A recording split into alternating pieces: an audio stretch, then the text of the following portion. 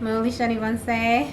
Welcome back or welcome to my channel if it's your first time here. My name is Tembi and today we are going to be hopping onto the South American continent and we are going to be looking at some interior design from the country of Brazil. So we're looking at, I should have actually looked this up before, but we're looking at interior design de Brazil. I hope my Portuguese accent isn't a fail, but all the same, I hope you're excited about today's video. I'm not going to hold you long or keep you long, so without further ado, let's go ahead and take a look at some Brazilian interiors. So, Brazilian interior design is defined by a seamless integration of indoor and outdoor spaces, a profound respect for natural materials, and balance between architectural modernism and tropical warmth. The style frequently utilizes rich local hardwoods. Also, you're going to be seeing tons of sculptural, organic forms and vibrant color palettes inspired by the country's diverse landscape. So right off the bat, I'm sure you've noticed that a lot of the designs are quite tropical in a sense. So you're going to be seeing a lot of tropical decor as well as more of a tropical color scheme. Let's look at the core design principles. We have indoor-outdoor fluidity.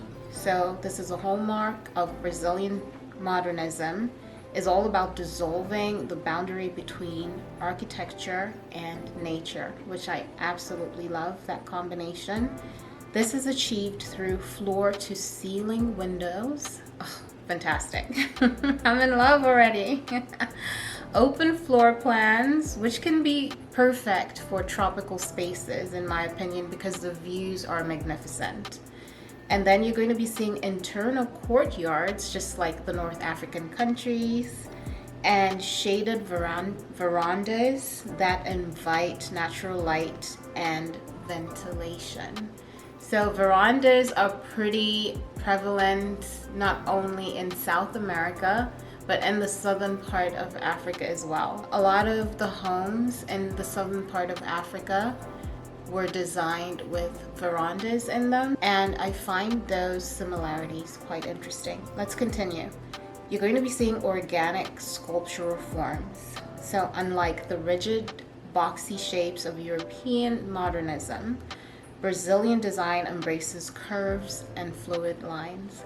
This is a design style after my own heart because I don't like homes that are too boxy. I like the mixture of modern as well as historical type of architecture, but it's very difficult to be able to balance both because a lot of modern homes are very, very boxy, and so it's quite refreshing to be able to discover that the Brazilians like to mix both modern and historical architectural designs. Furniture often features rounded edges and sinuous silhouettes inspired by nature and human movement.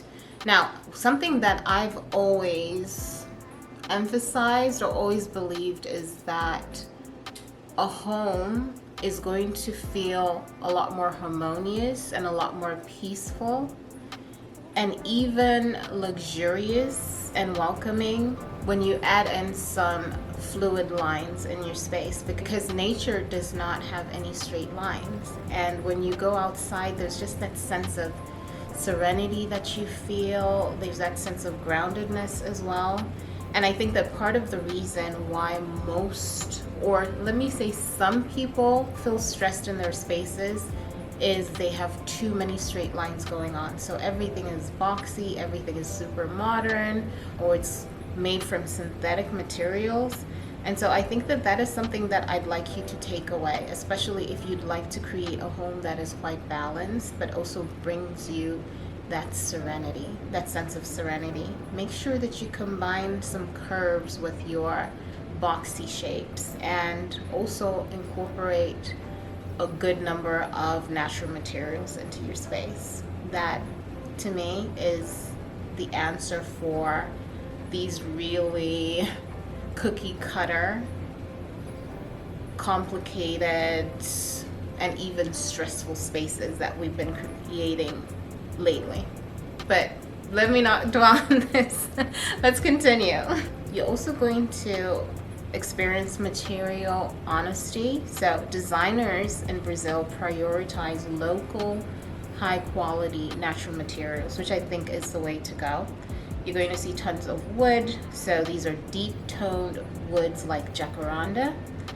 Oh, which you find in southern parts of Africa as well. That's interesting. Rosewood, you're going to see tons of walnut, and you're going to see ipe.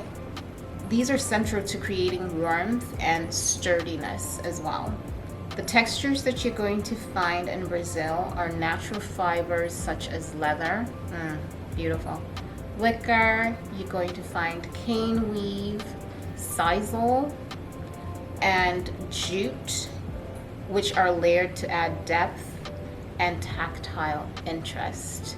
So all those elements to me, materials, really bring in that sense of groundedness, in my opinion.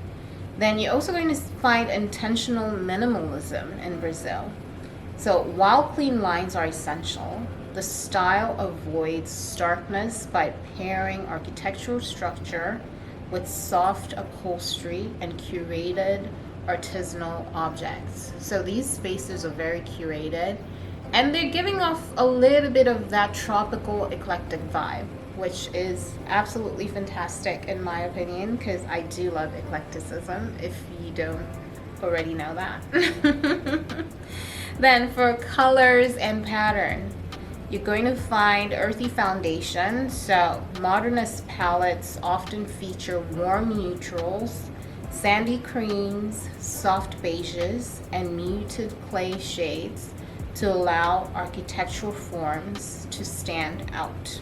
So this is often going to be the foundation or the base. Then you're going to incorporate some vibrant accents.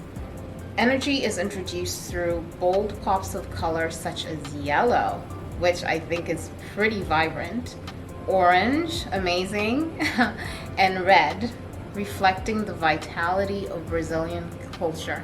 So those three colors to me scream tropical, and they're amazing. I'm sure you can see from the images that I'm showing you that there's a way that you can pair those colors seamlessly and also elegantly.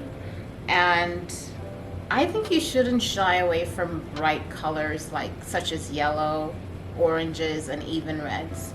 They really do bring that sense of vibrance into your spaces. You're going to also find tons of natural greenery in their spaces, which I'm always a fan of. So lush tropical plants like palms, anthurium. You're going to find the monstera as well, which are essential elements, adding refreshing vitality and helping to naturally divide spaces. So rather than having walls dividing you different zones or spaces in your homes, you can just use things like plants. And I think that that's super cool, because wouldn't you rather look at a plant than look at a bare wall in your space? Anyway, I need to stop. Let's continue. Then you're also going to find graphic motifs in some regions like Rio de Janeiro. Bold geometric patterns, often inspired by Portuguese pavement designs, are used on accessories like throw pillows as well as rugs.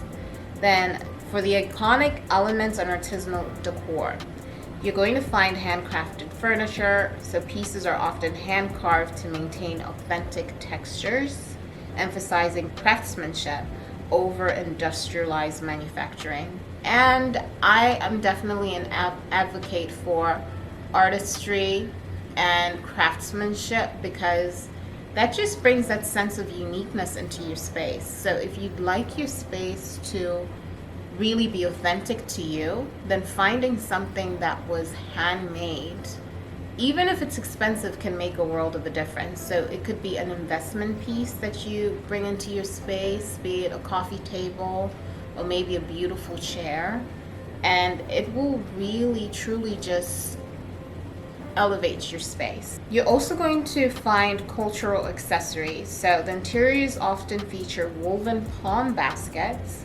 wooden bowls, and natural clay items that showcase local identity and heritage. And then lastly but not least, traditional shelter influence. So this involves historical indigenous structures such as communal huts called okas or malokas, made from wood and palm leaves. These demonstrated an early understanding of tropical environmental adaptation that still influences regional designs. And that is everything that I wanted to share with you in today's video. If there are any Brazilians watching, feel free to leave a comment on whether there's something that I missed out, or if there's just any other information that you'd like to add, and I would be happy to read all of your comments. So thank you so much for hanging out with me, everybody. I hope you enjoyed today's video. Next time we're going to be moving on to the Asian continent. Feel free to leave your comments down below on which country you'd like me to cover in Asia. If there's a unanimous vote, then I will definitely pick that country. If not, I'm just going to have to pinpoint which one I like. And I'm sure you don't want me to do that, so make sure you leave your comments in the comment section down below, and also hype this video up, and don't forget to subscribe. And I hope to see you all beautiful people in the next one. Bye everyone.